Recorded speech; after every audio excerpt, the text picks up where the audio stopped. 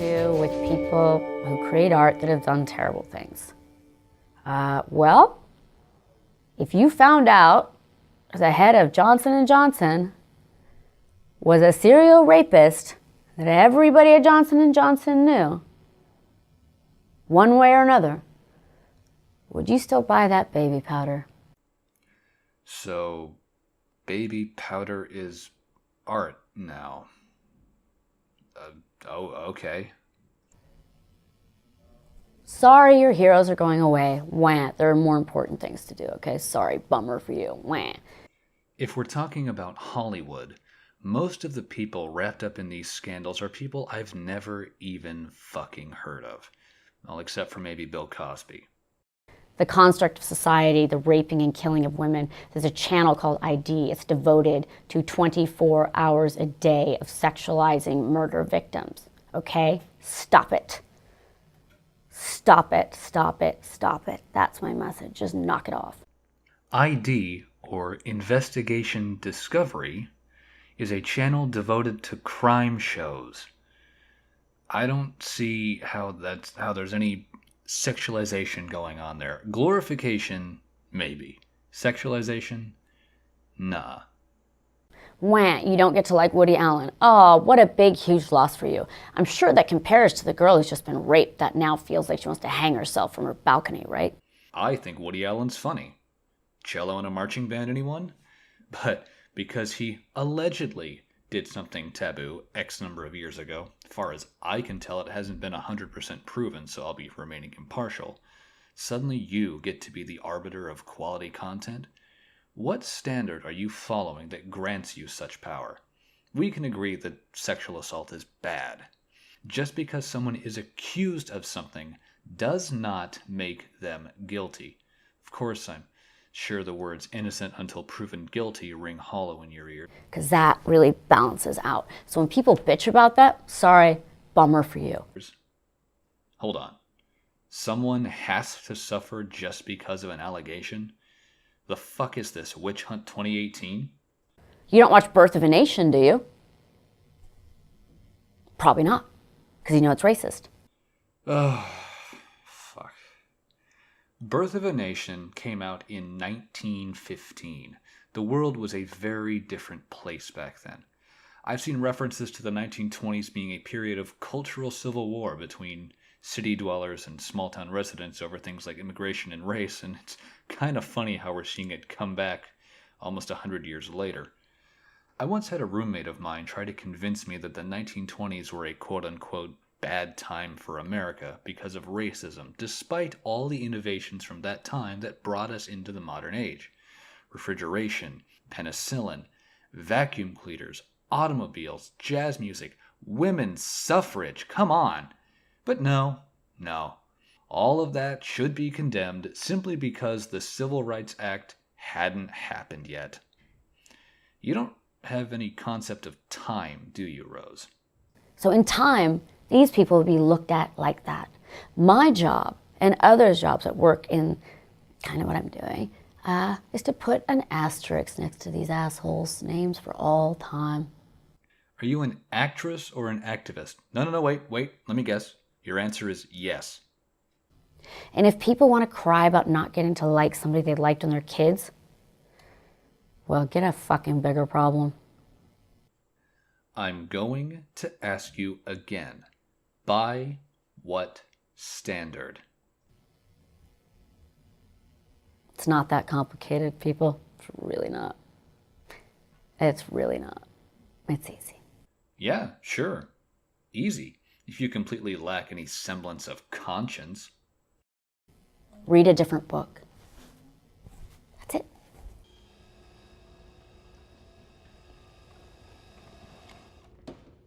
How about no? I bet you think To Kill a Mockingbird is racist because it contains racial epithets in it. Fuck off. I have so many people fighting me because they want to stay in the system. Choosing to keep doing what I do is staying in the system? I don't follow. The system benefits a 0.0001%. My ultimate goal is smashing the 99 and the 1%. That's what I'm here for. The system, as you put it, benefits a select few people, so you want to take a sledgehammer to it. Have you considered that you are also a part of that teeny tiny percentage you just cited, at least compared to someone like me? Lady, this isn't Soviet Russia we're living in. If you want to change the system, isolate the problem and fix that specific problem. If you're going to rip out the foundations, at least try it on your own home before making others do the same. And I'm here to do that through thought and raising women up. And yes, in Children of God, the cult I was born into, Well, that explains the rambling. again, it's someone's like, oh, they make a big deal of the cult. I'm like, I would be talking about Ohio if that happened to be my life. That just was not. But that's a cult too. Ohio is a state, not a cult. You're really losing me here. And I think you all know it. That's the thing. They're like, oh, it's so weird how you grew up. And I think it's weird how you live. And I think it's tragic. Because by 10%, because there's a lot of free minds, they're out there for sure, but we have to be vigilant. 10% of what? Vigilant, based on what you said, specifically the words you used in that order. It sounds like you want us to be vigilant of free minds. Do you realize that sounds an awful lot like you want to quash freedom of thought? Just saying, just the way you picked your words. That's what I'm getting. That's the kind of vibe I'm getting here. What if those 10% of the world that you look at as the weirdos and the fringe people, what if it's you guys? I'm pretty sure I'm part of the fringe in my little area. I mean, I don't see many college students picking up Ayn Rand, so there's that. If you want to talk about being fringe, I'd hazard a guess that my ideas and opinions put me on that end of the campus community. You know, like just like how African Americans have been saying, I remember hearing about it, reading about it when I was 13. You know, that they get killed when they get pulled over by cops. That doesn't happen as often as you think it does. And that would be like us saying, maybe, because someone said that to me in Germany recently. I said, this is like kind of what a woman experiences. And he said, maybe, waving his hands.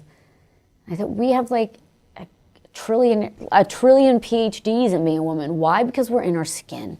And you know what's sad is because when you get sold as an idea, the other side thinks that's what you are. So everybody's responding to us primarily as an idea that's sold to them through imagery.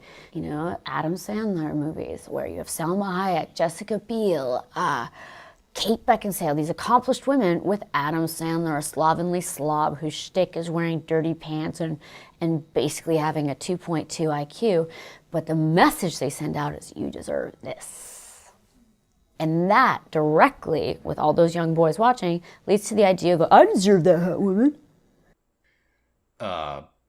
Okay. I think you're trying to say that men need to be better, but I think I can safely say that no one aspires to be the characters that Adam Sandler plays.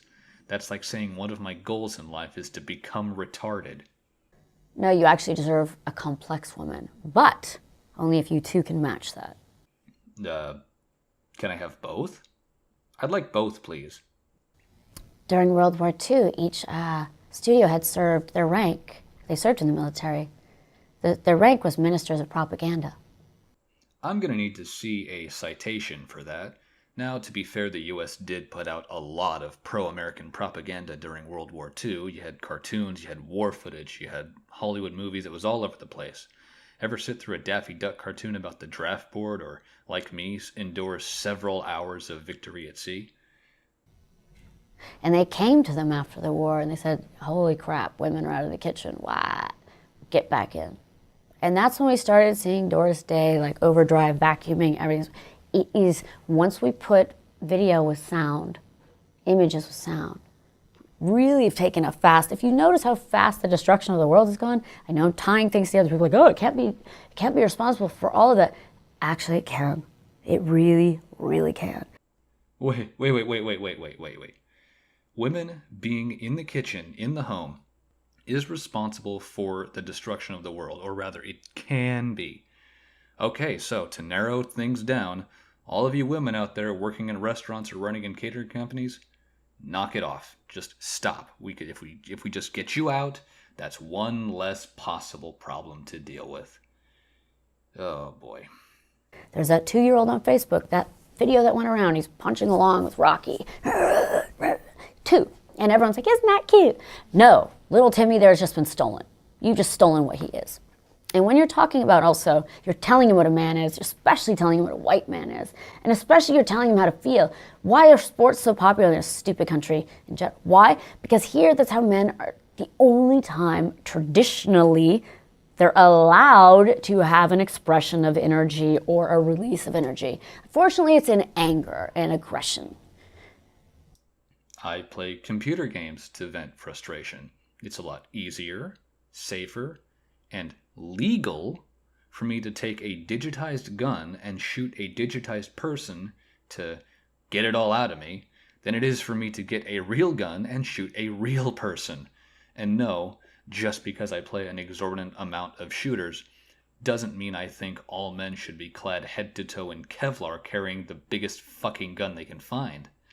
Sure would be fun though. But it's a real Western societal interest, it's a real American problem.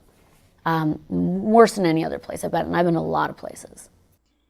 Sports is an American problem because it's the only way for men to express themselves. So I guess male-led bands, male artists, male writers can all just go fuck themselves then? I'm absolutely shit at sports since I'm built like a fucking twig. But you don't see me wandering the streets looking to vent years of rage onto the first child I see. And I think when you come from a land with more time behind it, right? America keeps going, we're so young. No, we're not. White people are young to it, you dummies. America's not young, you just renamed it. Okay, if we renamed it, what was it called before? You know what they did in the 20s? I thought this was the height of American hubris. They gave Native Americans citizenship. They gave Indians citizenship and called them Native. You know what I mean? Like, that's the mentality we're dealing with, and they fight it on every level. They fight, I don't want the Redskins logo off this. Shut up. Shut up. Wah, your sports team is sad now. Rose, do you realize that a lot of Native Americans don't really give a damn about a football team being called the Redskins? According to the Washington Post, 9 in every 10 Native Americans don't find the name to being anything more than a name. Your moral outrage over things that you have no responsibility for doesn't apply here. How about you go find an actual problem to solve? You know, the traditional shaming thing. What have we done, like, since Hester Prynne? Come on. And, like, since, you know, I don't know, someone called Mary in the Bible. Oh, my God. We are not living in the fucking colonies. Hester Prynne. Really? That's a story about a woman who has a daughter through an affair. Are you trying to get at something about how we should just accept that affairs happen? I can guarantee that will not go over well. They did the same thing to me that they did to Mary. What, they made you watch while your son was nailed to a cross? Every interview was what a man did. So I understood the detail, the funneling, and the system of how we sell ideas to people. But you have to understand it's not just the media. It was like how my family treated me based on coverage, because they're wrestling with, they kind of know me, but they think they know me more from what they see in the media because that's what they see. Same with any man or woman that I've ever been with, anything, friends, it affected everything. It was, but the prison wasn't mine. You know, that's the whole thing.